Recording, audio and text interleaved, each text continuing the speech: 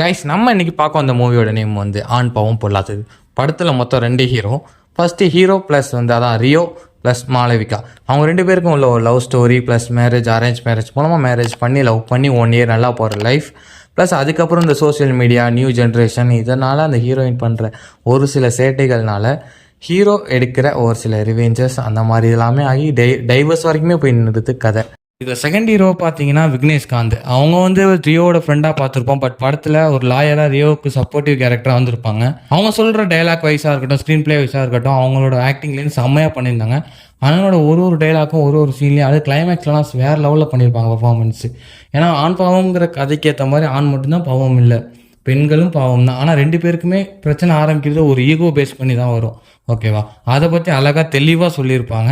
ஏன்னா ஆளார் ஈக்குவலுங்கிறத வச்சு கடைசியாக ஒரு கிளைமேக்ஸில் ஒரு டைலாக் பேசியிருப்பார். அதெல்லாம் பாருங்கள், செம்மையாக இருக்கும் படத்தில். இப்போ கரண்ட்லி சோஷியல் மீடியாவை பார்த்து அதே மாதிரி நம்ம லைஃப்பையும் சேஞ்ச் பண்ணிக்கணும், அந்த மாதிரி இருக்கிறதுனால என்னென்ன பிரச்சனை வருதுங்கிறதையும் இந்த படத்தில் சொல்லியிருக்காங்க.